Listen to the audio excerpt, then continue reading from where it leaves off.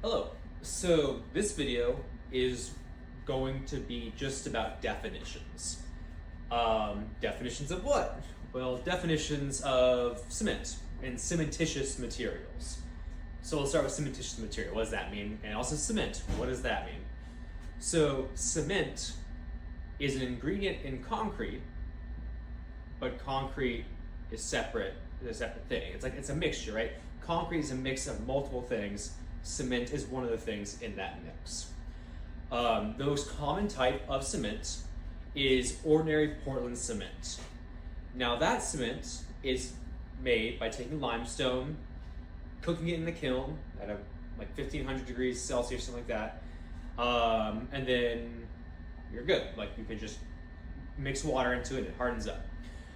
We have found, and by we I mean very smart scientists who aren't me, have found that if you blend other things into that or OPC or ordinary Portland cement, you get some very good qualities. So you get higher strengths, and you also have to use less Portland cement, which is very expensive and energy intensive to make.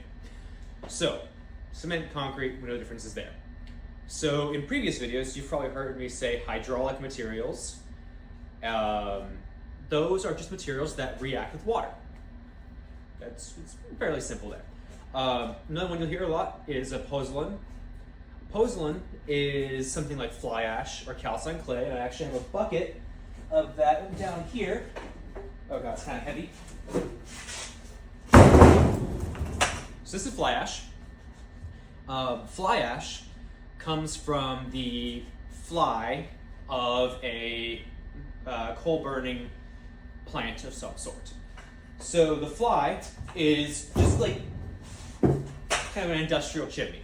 And depending on where you take that fly ash from, either low down to the chimney or far up in the chimney, the particle size will be different. Obviously, the higher up in the chimney you are, the smaller the particle sizes, because the big, heavy pieces won't be able to get up that high. So you have fly ashes of different grades based off where you have sampled that fly ash in the chimney. One thing about fly ash is that it comes from a wide variety of sources, and when you start looking at it under a microscope, you'll notice that two Class F fly ashes from the same place, possibly even made on the same day, have very different chemical makeups depending on which truckload of coal was being burned at the exact minute that they sampled. So fly ash can be a little bit, iffy. But fly ash is a pozzolan. So pozzolans are not hydraulic materials, and they're not cements. Pozzolans do not react with water.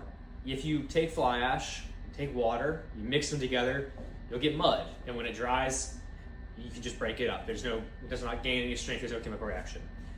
However, many pozzolans are able to react with the byproducts of the reaction from cement or blast slag, hydraulic materials, reacting with water.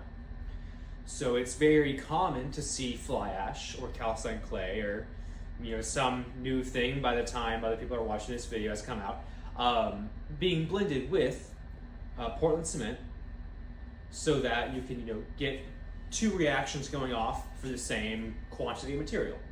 Very beneficial. The last thing we should talk about, we've talked about the difference between cement and concrete. That's important. We have talked about the difference between hydraulic materials and pozzolans. So now let's just briefly talk about admixtures. Admixtures are really anything you put into your concrete to change some property. There's admixtures that make your concrete set faster, make it set slower. There's admixtures that make your concrete have more air or less air. And there's admixtures to make your concrete flow better without adding additional water. There's probably many more beyond that, but those are some of the more key main ones, and I would say very useful ones, especially in year-long production cycles for concrete canoe. Going beyond those four admixtures, it can get very expansive very quickly. So I'm just going to mention those for now.